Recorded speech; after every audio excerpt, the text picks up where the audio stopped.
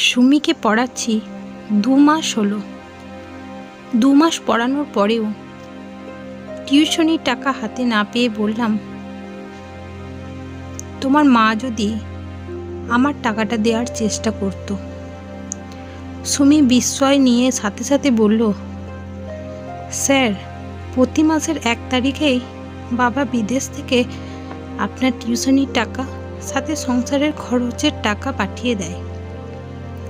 মা তাহলে এখনো আপনাকে টাকা দেয়নি? আমি চুপ করে রইলাম। সুমির কথা শুনে কিছু বলার মতো ভাষা খুঁজে পেলাম না। টিউশনি শেষ করে মেসে ফিরলাম রাত করে। মেসে এসে শুনলাম আজকে রাতে কিছুই রান্না হয়নি। কিছু খেতে চাইলে রাতে হোটেলে খেতে হবে। হাতে কোনো টাকা নেই। টিউশনির টাকা দিয়ে মেসের খরচ চালাতে হয়। এর মধ্যে 2 মাস ধরে টিউশনির টাকা না পাওয়ায় চলতে হিমশিম খেতে হচ্ছে। রাতে বাইরে থেকে খেয়ে আসার জন্য জাহিদের কাছ থেকে 100 টাকা ধার চাইলাম। জাহিদ আমার রুমমেট, দুজনে একই সাথে থাকছি।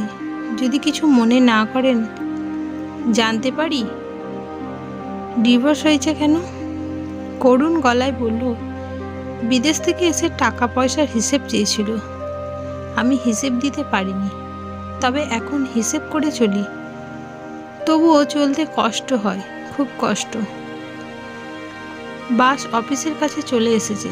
আমি চুপচাপ বাস থেকে নেমে গেলাম। বাস থেকে নামতেই শরীরে শীতল স্রোত বয়ে গেল। ব্যাংকে কাজ করছি, লোন সংক্রান্ত হিসেব নিয়ে।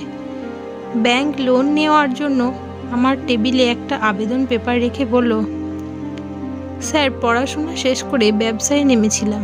বড় ধরনের লস খেয়ে সব কিছু হারিয়ে ফেলেছি। এখন যদি ব্যাংক লোন পেতাম বড়ই উপকার হতো। আবেদন পেপারের কোনায় ছবিটা দেখে পরিচিত মনে হলো। তাকিয়ে দেখি জাহিদ দাঁড়িয়ে আছে। আমি জাহিদকে কঠিন গলায় বললাম, সম্ভব নয়। মিথ্যাবাদী মানুষের ব্যাংক লোন দেওয়ার অনুমতি দেওয়া আমার পক্ষে সম্ভব নয়। জাহিদ আমার কথা শুনে বিশ্বাস করতে পারছিল না। অবাক দৃষ্টিতে তাকিয়ে থেকে ব্যাংক থেকে বের হয়ে গেল। জাহিদ চলে যাওয়ার পরই আমার কলিগ নাজমুল চেয়ার থেকে উঠে এসে বলল, ব্যাংক লোন নিতে আসা ছেলেটা বলেছিল আপনি নাকি তার পরিচিত। পরিচিত হয়েও লোন দেওয়ার অনুমতি দেননি কেন? আমি বললাম, জীবনে চলার পথে এমন সব মানুষের সাথেই পরিচয় হয় বলেই কঠিন সময়টা পার করা আরও কঠিন হয়ে দাঁড়ায়। তবুও আমরা ঘুরে দাঁড়াই, সফল হয়ে স্বপ্ন পূর্ণ করি। কিন্তু এমন সব মানুষদের কখনোই ভুলি না যারা অন্যজনের বিপদ উপলব্ধি করতে না পারে। তাদের ভোলা যে খুব কঠিন।